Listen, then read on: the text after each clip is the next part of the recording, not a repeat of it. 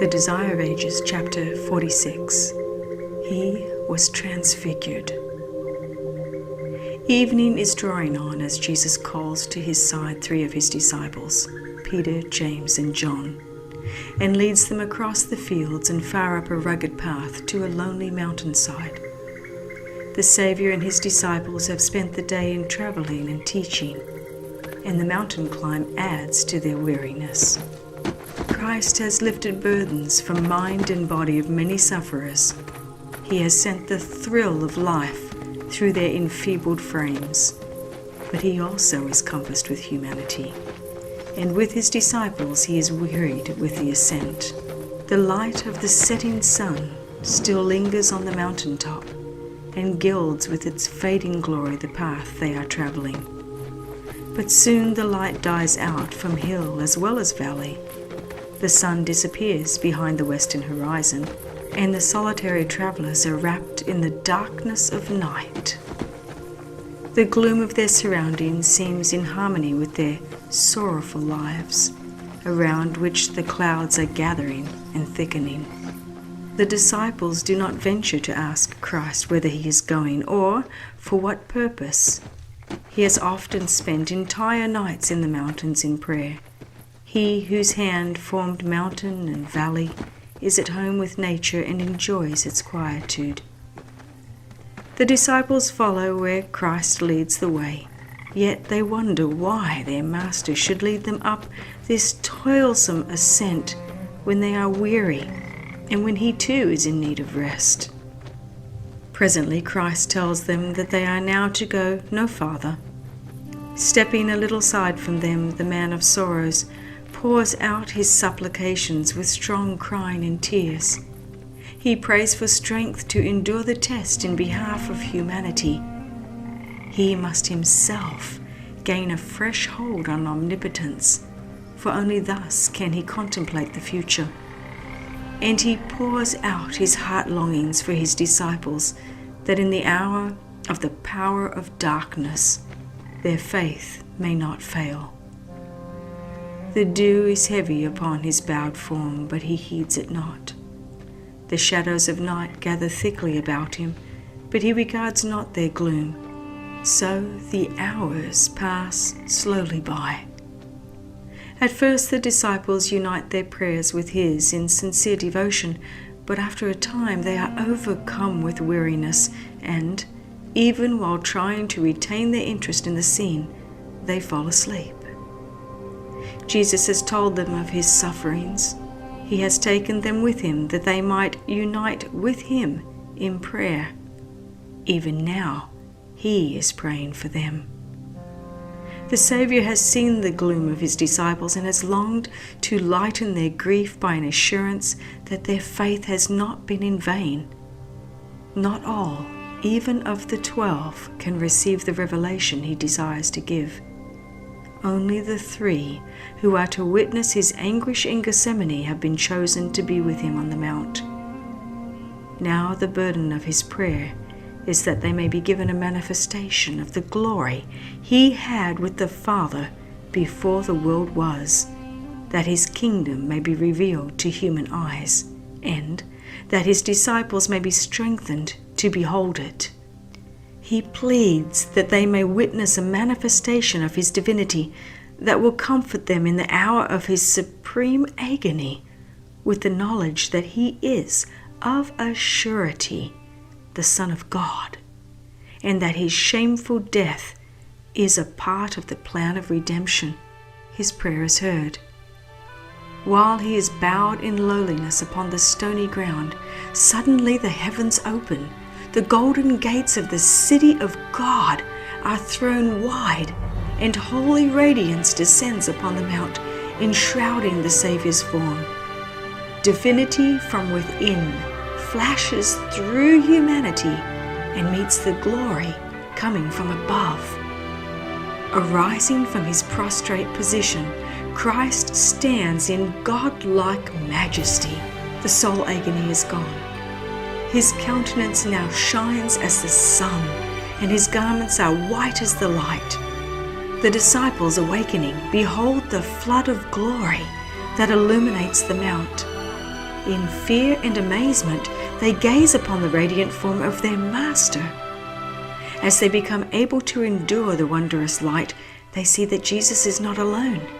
Beside him are two heavenly beings in close converse with him. They are Moses, who upon Sinai had talked with God, and Elijah, to whom the high privilege was given, granted to but one other of the sons of Adam, never to come under the power of death. Upon Mount Pisgah, 15 centuries before, Moses had stood gazing upon the land of promise, but because of his sin at Meribah, it was not for him to enter there. Not for him was the joy of leading the host of Israel into the inheritance of their fathers.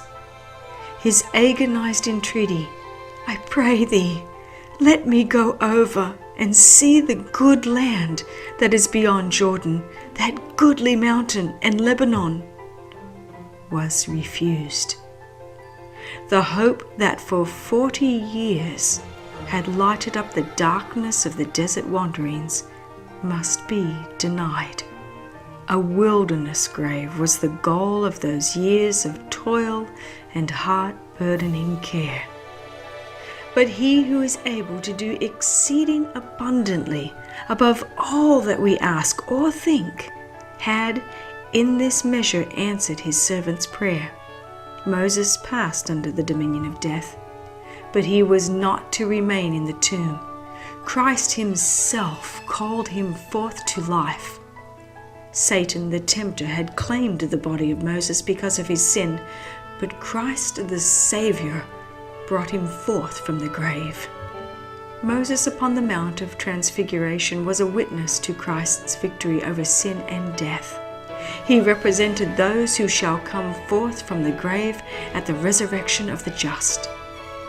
Elijah, who had been translated to heaven without seeing death, represented those who will be living upon the earth at Christ's second coming, and who will be changed in a moment, in the twinkling of an eye, at the last trump, when this mortal must put on immortality, and this corruptible must put on incorruption.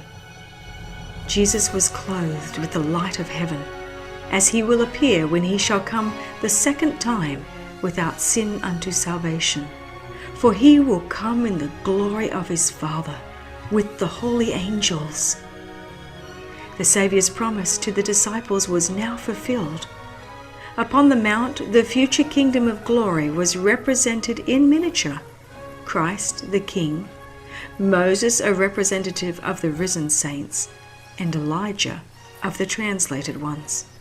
The disciples do not yet comprehend the scene, but they rejoice that the patient teacher, the meek and lowly one, who has wandered to and fro, a helpless stranger, is honored by the favored ones of heaven. They believe that Elijah has come to announce the Messiah's reign, and that the kingdom of Christ is about to be set up on the earth. The memory of their fear and disappointment they would banish forever. Here, where the glory of God is revealed, they long to tarry. Peter exclaims, "Master, it is good for us to be here, and let us make 3 tabernacles, one for thee, and one for Moses, and one for Elias."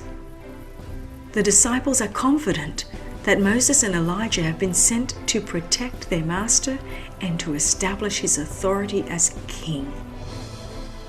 But before the crown must come the cross.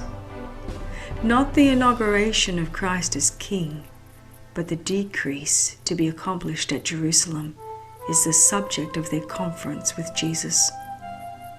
Bearing the weakness of humanity and burdened with its sorrow and sin, Jesus walked alone in the midst of men. As the darkness of the coming trial pressed upon him, he was in loneliness of spirit, in a world that knew him not. Even his loved disciples, absorbed in their own doubt and sorrow and ambitious hopes, had not comprehended the mystery of his mission. He had dwelt amid the love and fellowship of heaven, but in the world that he had created, he was in solitude, Now heaven had sent its messengers to Jesus, not angels, but men who had endured suffering and sorrow, and who could sympathize with the Savior in the trial of his earthly life. Moses and Elijah had been co-laborers with Christ. They had shared his longing for the salvation of men.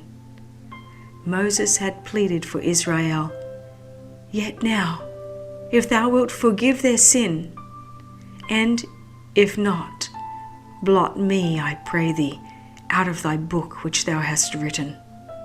Elijah had known loneliness of spirit as for 3 years and a half of famine he had borne the burden of the nation's hatred and its woe.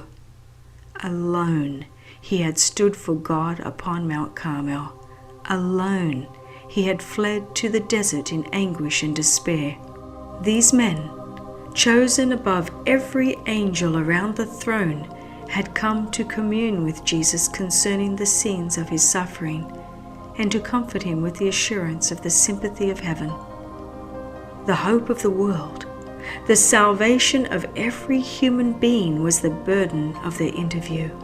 Through being overcome with sleep, the disciples heard little of what passed between Christ and the heavenly messengers. Failing to watch and pray, they had not received that which God desired to give them, a knowledge of the sufferings of Christ and the glory that should follow. They lost the blessing that might have been theirs through sharing his self-sacrifice. Slow of heart to believe were these disciples, little appreciative of the treasure with which heaven sought to enrich them. Yet they received great light. They were assured that all heaven knew of the sin of the Jewish nation in rejecting Christ. They were given a clearer insight into the work of the Redeemer. They saw with their eyes and heard with their ears things that were beyond the comprehension of man. They were eyewitnesses of his majesty, and they realized that Jesus was indeed the Messiah to whom patriarchs and prophets had witnessed, and that he was recognized as such by the heavenly universe. While they were still gazing on the scene upon the mount, a bright cloud overshadowed them, and behold, a voice out of the cloud which said, "This is my beloved Son, in whom I am well pleased. Hear ye him." As they beheld the cloud of glory, brighter than that which went before the tribes of Israel in the wilderness, as they heard the voice of God speak in awful majesty that caused the mountain to tremble, the disciples fell smitten to the earth. They remained prostrate, their faces hidden, till Jesus came near and touched them, dispelling their fears with his well-known voice. "Arise, and be not afraid." Venturing to lift up their eyes, they saw that the heavenly glory had passed away. The forms of Moses and Elijah had disappeared. They were upon the mount, alone with Jesus.